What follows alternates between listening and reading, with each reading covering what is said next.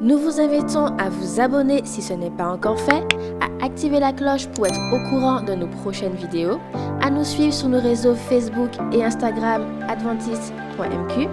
Bon visionnage et prenez soin de vous.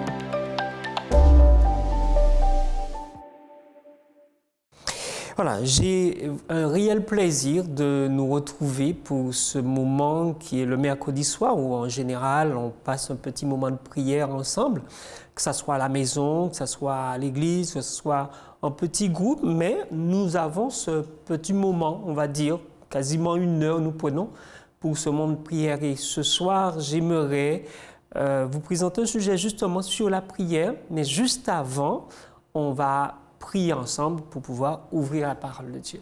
Prions ensemble. Seigneur notre Dieu, c'est avec reconnaissance et action de grâce que nous venons à toi ce soir. Merci de nous recevoir, de nous accueillir, de disposer nos cœurs par rapport à ce que tu souhaites nous dire, ce que tu souhaites faire avec nous par ton esprit. Veille à ce que cette parole que nous allons voir ensemble soit pour ta gloire, mais aussi pour notre édification et l'affermissement de notre foi. Nous t'avons prié par les mérites de Jésus et pour ta gloire éternelle. Amen. Alors, je voudrais ce soir, comme je l'ai dit tout à l'heure là, ouvrir la parole de Dieu sur une merveilleuse histoire, une histoire qui m'a toujours fasciné, et je pense qu'il en est de même pour vous. Nous sommes à quelques heures de l'arrestation du Seigneur Jésus, et il y a des choses qui se passent depuis un moment concernant cette arrestation, parce que tout est préparé d'avance et quand ça arrive et tout le monde ne fait qu'encaisser et voir ce qui se passe. Et ce soir-là, Jésus partage ce qu'on appelle le dernier repas pascal avec les disciples. Et c'est ce soir qu'il a institué la Sainte Seine. Une fois que c'est institué, il va partager ce qu'il a prévu, faire l'ablution et revenir autour de la table et manger avec eux. Mais quand il sort de là, il prend une direction que les disciples connaissent. D'ailleurs, quand vous lisez le livre de Luc au chapitre 22, à un certain moment, je crois que c'est le verset 39, Jésus dit, ou du moins le texte, Luc rapporte et dit que c'est une coutume, c'est une habitude de Jésus d'aller à Gethsémani. Effectivement, il prend cette direction avec ses disciples. Et à mesure qu'il progresse, il cause avec eux, il échange avec eux, et déjà il les avertit par rapport à ce qui va se passer.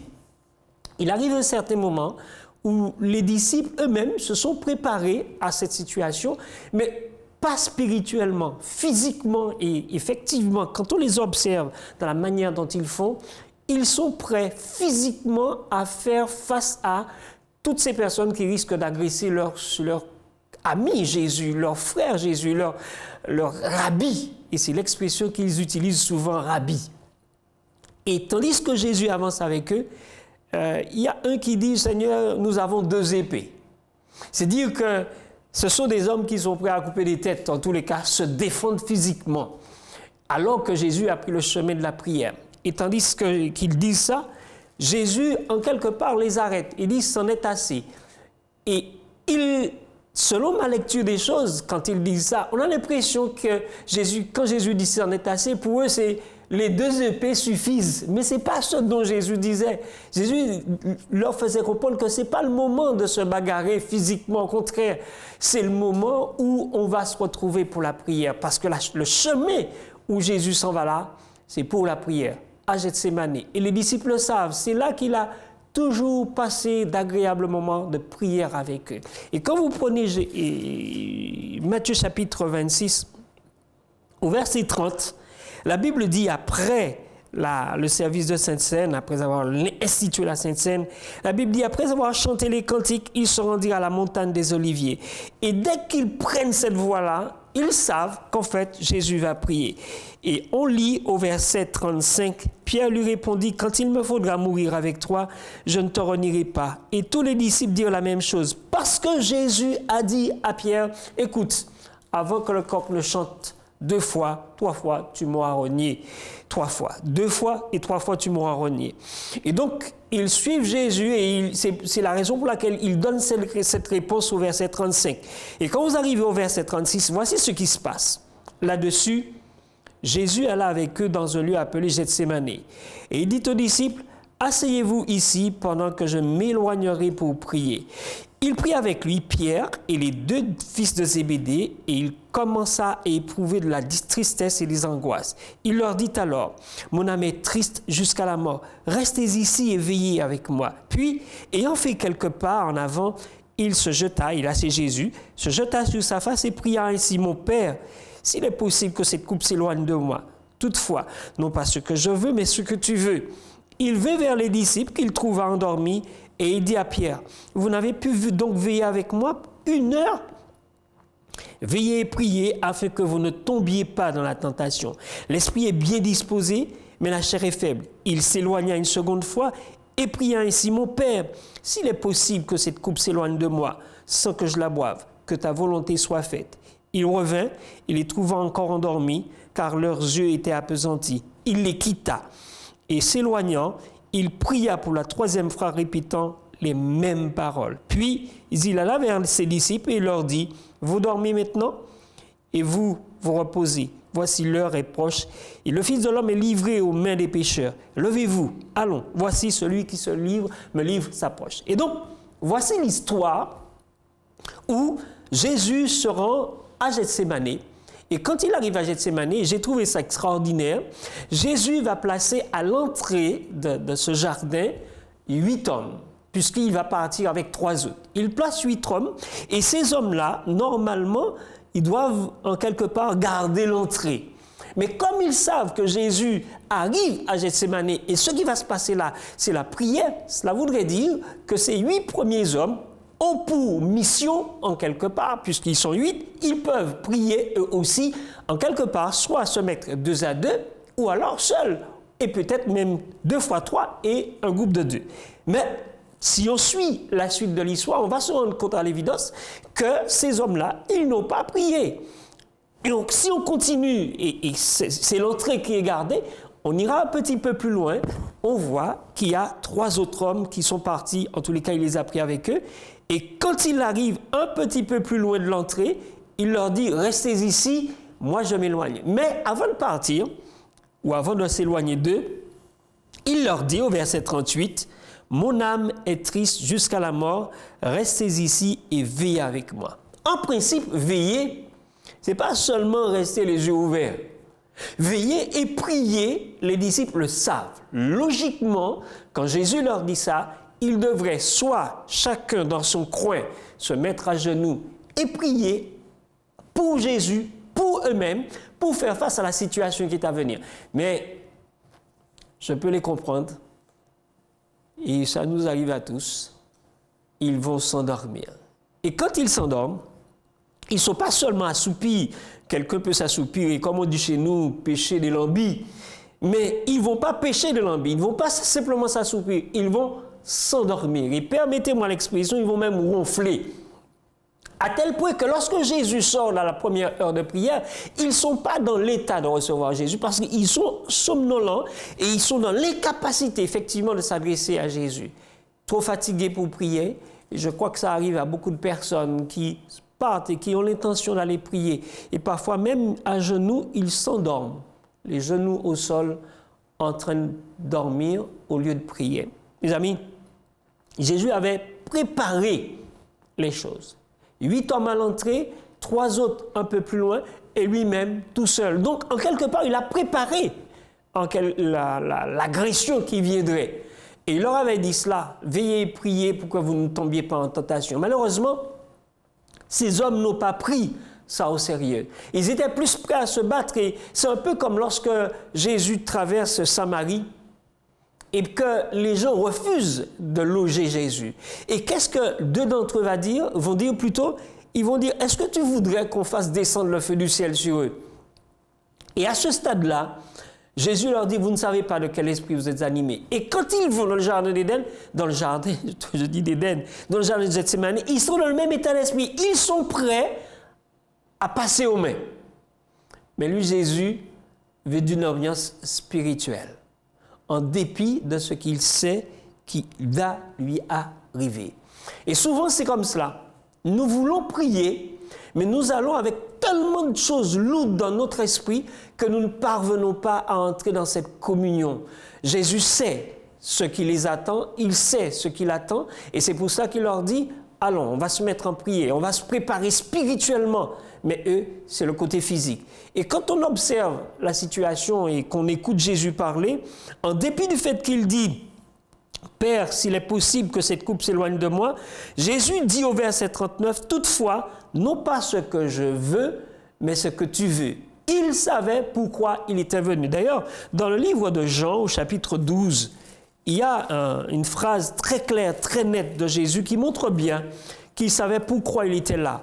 Et je crois que chaque croyant sait très bien pourquoi Jésus l'a convoqué. Ce n'est pas simplement pour chanter, pour célébrer, mais c'est aussi pour prier, pour prendre le temps de se préparer face aux tentations qui nous attendent. Jésus dit, comme je le disais dans Jean chapitre 12, « Maintenant mon âme est troublée, et que dirais-je? Père, délivre-moi de cette heure. » Et quand il dit cela, il ajoute, « Mais c'est pour cela que je suis venu jusqu'à cette heure. » En d'autres termes, quand Jésus a choisi de venir dans ce bas monde-là pour sauver l'humanité, il savait pourquoi il était venu. Il savait jusqu'où iraient ses contemporains, jusqu'à le crucifier, certes.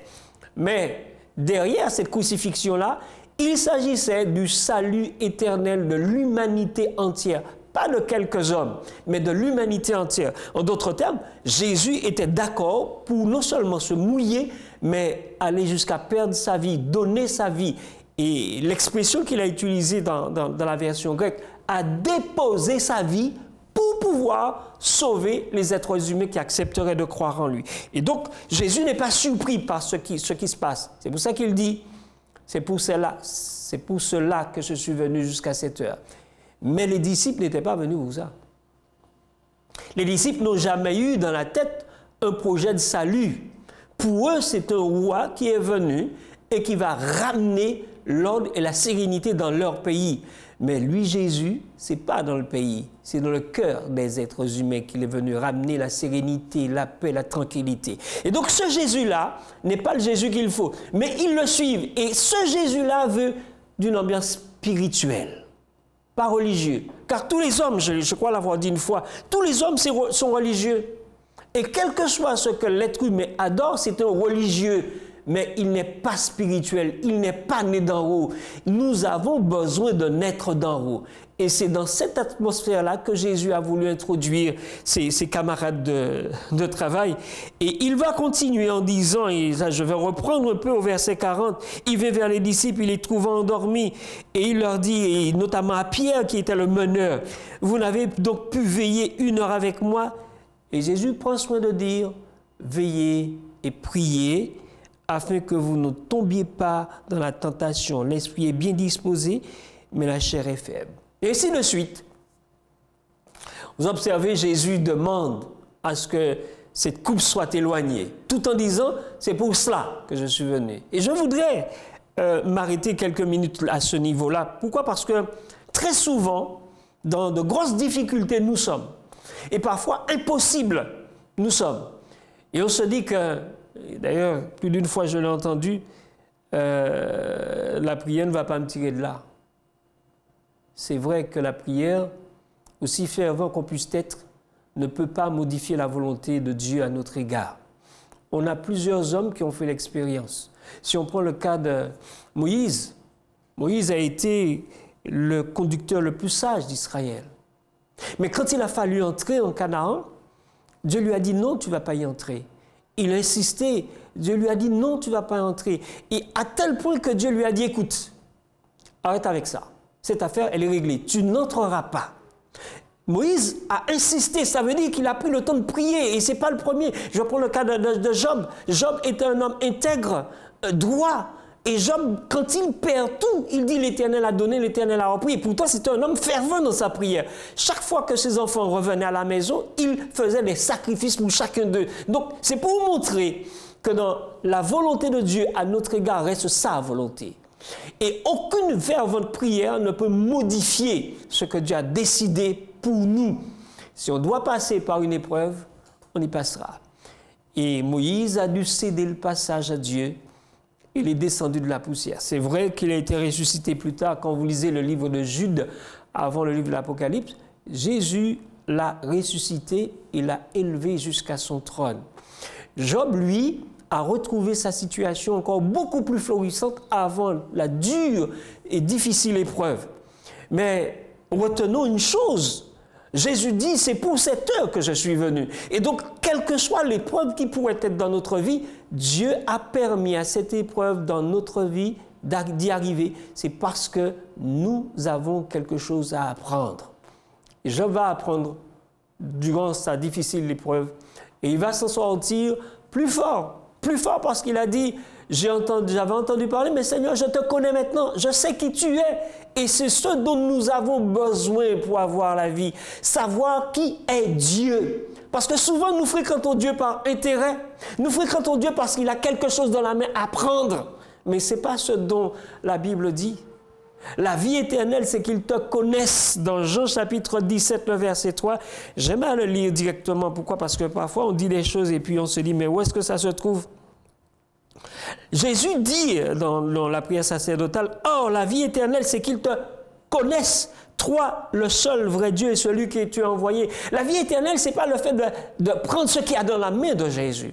Parce que quand on a le Christ, on a tout ce qu'il faut pour non seulement vivre ici-bas, aussi difficile que puisse être la vie, mais on a aussi ce qu'il faut pour avoir la vie éternelle. Et parfois, quand on entend certaines personnes parler, on peut se poser la question, Dieu est-il insuffisant? Qu'est-ce qu'il manque dans la personne de Dieu qui fait qu'on veut voir ailleurs ou qu'on dit que, bon, la prière, je l'ai essayé, ça ne fonctionne pas. Si la prière fonctionne.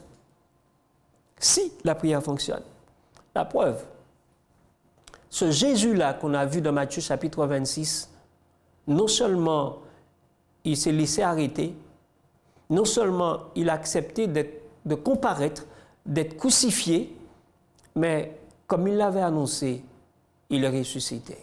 S'étant préparé spirituellement, Jésus a été en mesure et dans l'état qu'il faut pour affronter l'épreuve. La résurrection était déjà prévue. Il est sorti de la tombe le dimanche matin. Jésus nous a arrachés des griffes du monde. En quelque part, lorsqu'il nous amène à descendre dans les eaux, nous disons, quand nous sortons des eaux, que nous sommes ressuscités par la foi en Jésus-Christ. Oui.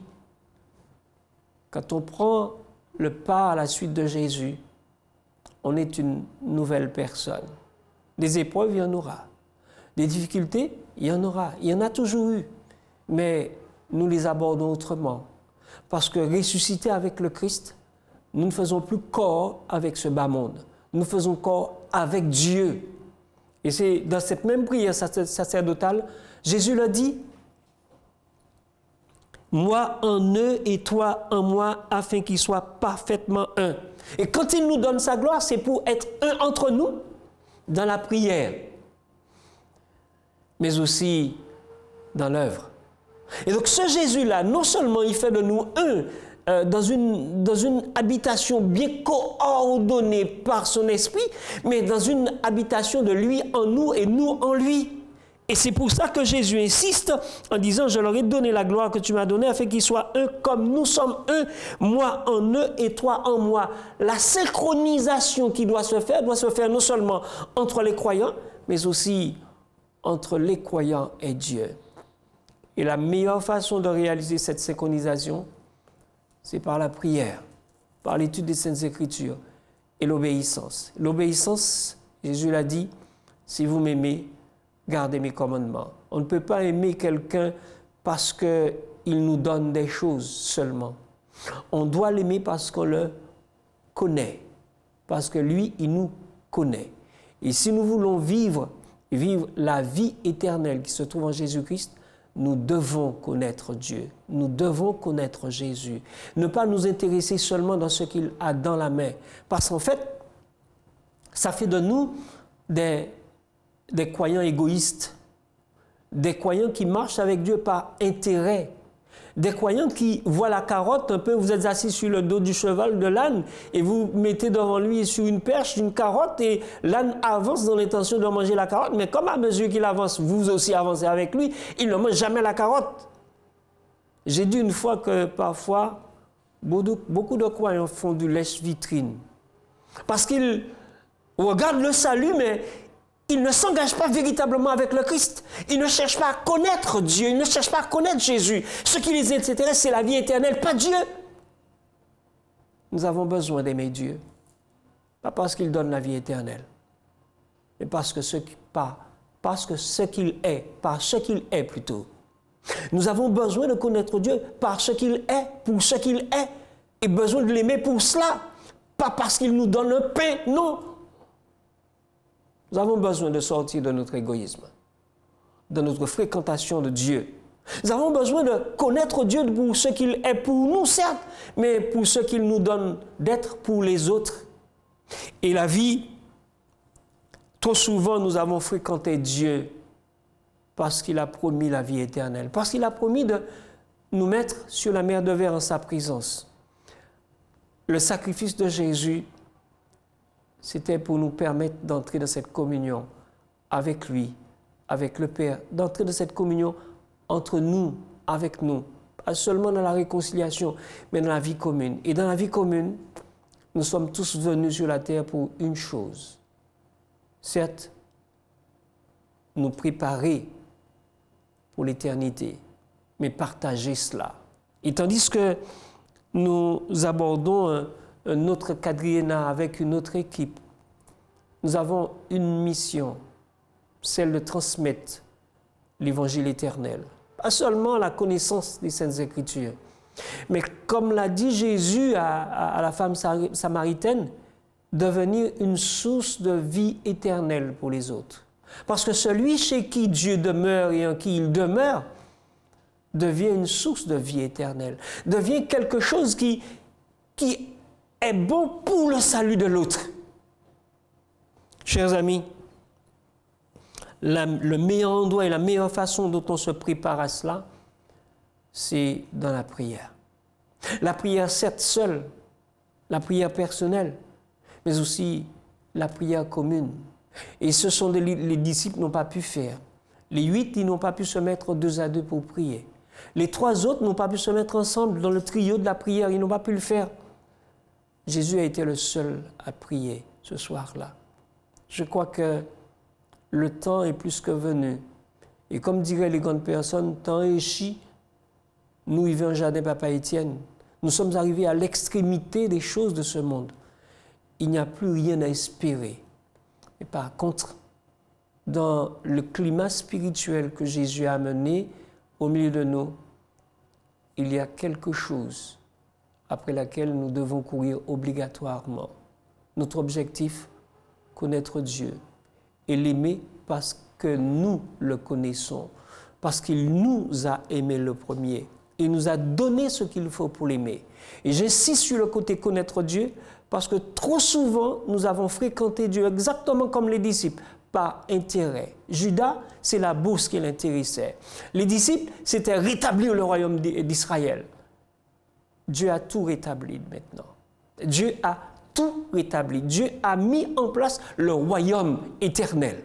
Nous n'avons pas besoin de construire le royaume éternel. C'est lui la tête, c'est lui le constructeur, c'est lui qui a institué son Église. Laissons-lui le soin de construire son Église. Par contre, il nous a confié une tâche. Certes, nous préparer, certes, le connaître, mais il nous a demandé aussi de donner aux autres ce que nous avons reçu de lui. Nous ne sommes pas seulement là pour prendre. Nous devons apprendre à donner aux autres ce que nous avons reçu de lui. Puissions-nous permettre à Dieu de réaliser ce vœu qu'il a pour nous, mais aussi pour notre entourage, de partager avec ferveur ce que nous avons reçu de lui, le salut éternel. Que Dieu donc nous bénisse dans cette orientation, dans ce nouveau quadriennat, et que ça soit pour sa gloire, pour notre salut, mais le salut de tous ceux qui sont autour de nous ce soir. Amen. Seigneur notre Dieu, merci de nous avoir tant aimés. Merci d'avoir reconnu que tu étais venu pour cela, mais tu nous as aussi appelés pour cela, pour transmettre la bonne nouvelle du salut aux autres.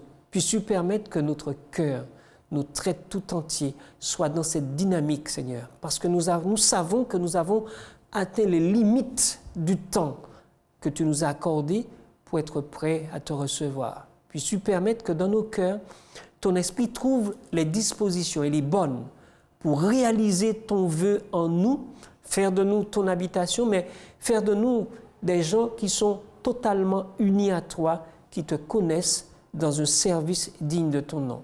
Veille à ce que ton nom soit glorifié dans la suite de ces 4 ans qui vont venir, pour ta gloire, notre salut, mais aussi le salut de tous ceux qui sont autour de nous. Nous t'avons prié par les seuls mérites de Jésus. Amen. Nous vous invitons à vous abonner si ce n'est pas encore fait, à activer la cloche pour être au courant de nos prochaines vidéos, à nous suivre sur nos réseaux Facebook et Instagram adventiste.mq. Bon visionnage et prenez soin de vous.